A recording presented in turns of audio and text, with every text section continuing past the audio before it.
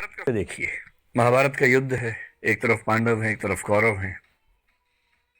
पांडवों के साथ में कृष्ण है। नैतिकता के लिए जरूरी है कि पांडव जीतें और कृष्ण इस पूरी योजना के साथ वहां पर हैं।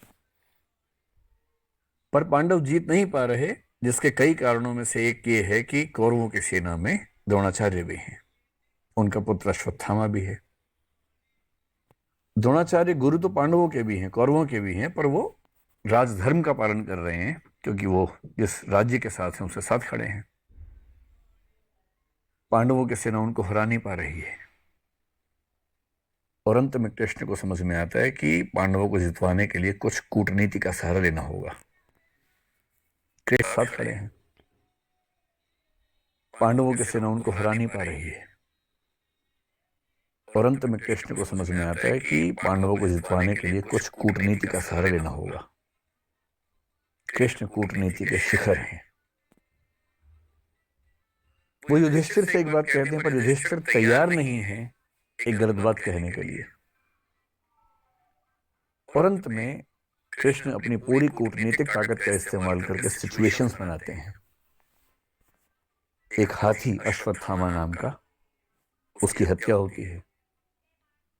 बात फैलाई जाती है कि अश्वत्थामा मारा गया। अश्वत्थामा द्रोणाचार्य के पुत्र का नाम भी है। और द्रोणाचार्य अचानक हताश होने लगते हैं। उन्हें फिर भी लगता है कि एक बार मैं खबर को ऑथेंटिकेट कर लूं, प्रामाणिक है या नहीं चेक तो कर लूं। तो वो अपने समय के सबसे प्रामाणिक व्यक्ति युधिष्ठिर से पूछते हैं। युधिष्ठिर धर्मराज हैं, झूठ नहीं बोलते हैं। पूरी पांडवों की सेना ने, टीम ने जब उनसे कहा, वो तब भी तैयार नहीं हुए कि मैं झूठ नहीं बोलूंगा। लेकिन अब झूठ नहीं है। अश्वत्थामा की हत्या हुई है, हाथी की हुई है, तो क्या हुआ, हुई तो है ही। और तब भी वो चाह रहे हैं कि मैं पूरी बात बोलूं। द्रोणाचार्य ने पूछा, क्या अश्वत्थामा मारा गया? युधिष्ठिर कह रहे हैं, अश्वत्थामा हतो नरो वा कुंजरो वा। अश्वत्थामा मारा गया, आदमी था या हाथी था। लेकिन जैसे ही नरो वा कुंजरो वा कह रहे हैं, ठीक उसी क्षण में बहुत तेज शंख बजता है कृष्ण का। और उस शंख की आवाज में द्रोणाचार्य सुन नहीं पाते पूरी बात। और क्योंकि वो सुनते हैं सिर्फ इतना कि अश्वत्थामा मारा गया, वो हताश हो जाते हैं, हथियार छोड़ देते हैं, युद्ध भूमि में जमीन पर टिक के बैठ जाते हैं।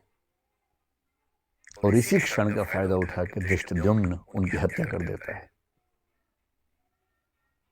मैं सोचता हूं कई बार कि द्रोणाचार्य इतने योग्य व्यक्ति थे, यदि मिस इंफॉर्मेशन से या मैनिपुलेटिव इंफॉर्मेशन से उनको भी एक गलत तथ्य के प्रति आश्वस्त किया जा सकता था, तो आज के दौर में जब हर तरफ सोशल मीडिया के हमले हैं, कैसे कोई व्यक्ति सही फैसले करे?